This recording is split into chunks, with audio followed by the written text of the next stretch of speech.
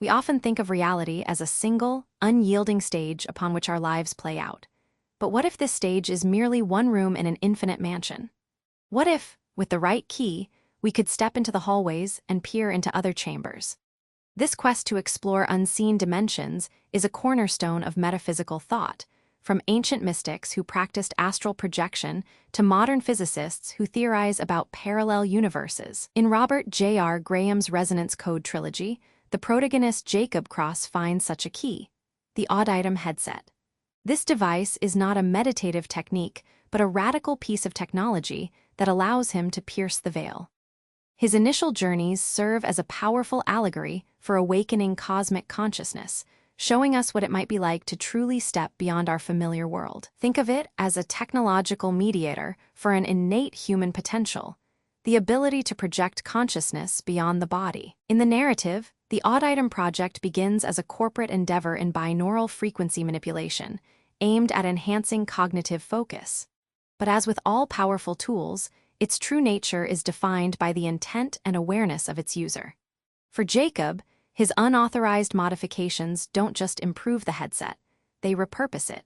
They shift its function from influencing the mind to unbinding the soul from its physical anchor. This is reminiscent of how shamans use drumming or chanting to alter consciousness, or how advanced meditators use specific techniques to achieve out-of-body experiences. The headset operates on the esoteric principle of resonance.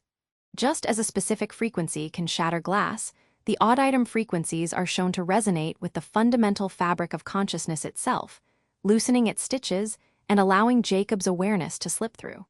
This is not a mere hallucination. It is a translation of an innate human potential into a technological experience. Jacob's first significant experience with the activated headset is not a slow fade, but a violent, vivid translocation. He finds himself on a hyperreal, perpetual Twilight Beach, a realm that exists outside linear time. This is his introduction to what mystics might call the astral plane or the Summerlands. This initial foray establishes key rules of dimensional travel. Time is nonlinear, the environment responds to thought, and the traveler's emotional state shapes the experience. Historically, similar descriptions appear in the writings of Emanuel Swedenborg, who reported visiting spiritual realms, and in the Tibetan Book of the Dead, which describes the Bardo realms. Jacob's Beach is a liminal space, a threshold between worlds. It teaches him that the astral is not a fixed place, but a reflection of consciousness itself. This first step is both exhilarating and terrifying, as he realizes that the rules of physical reality no longer apply. If the beach represents the higher astral, Jacob's next journey is a harrowing plunge into the lower astral. Hospitalized and overwhelmed, he uses the headset and is pulled into a metaphysical arena to face Choronzon. This entity is a classic representation of the dweller on the threshold, a consciousness-generated guardian that embodies one's own shadow, fear, and fragmented identity. Choronzon does not fight with claws and teeth, but with psychological warfare, mimicking voices and presenting false realities. Its sole purpose is to challenge the traveler's sense of self. In occult traditions, from the Golden Dawn to Aleister Crowley, the dweller is a necessary trial. Jacob's victory here is pivotal. He learns the fundamental law of all realms: identity is not a body, it is a choice.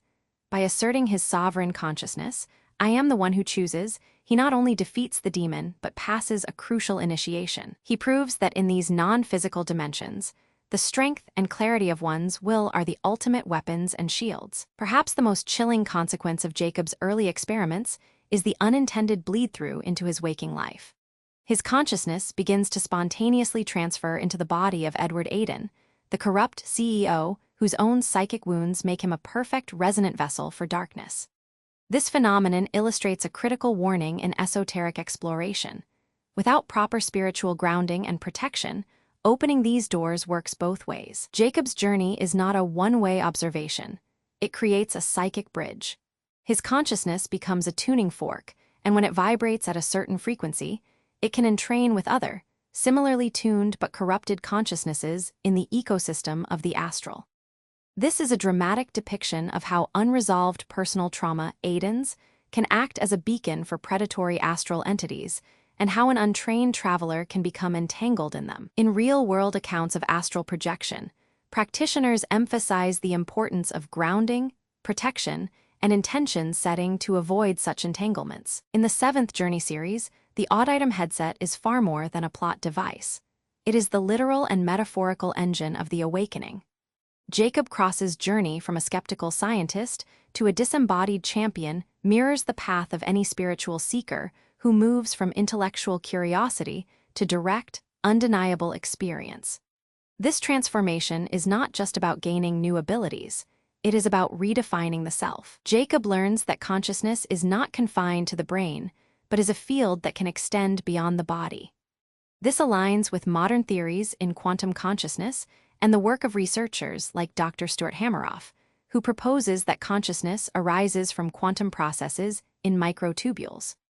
Jacob's awakening is a call to all of us to question the limits of our own reality and to explore the vast inner universe that awaits. The headset is a symbol of the tools we can use, whether technology, meditation, or intention, to unlock our own potential. Jacob Cross's initial, terrifying use of the Auditum headset is a masterful narrative representation of the ultimate awakening.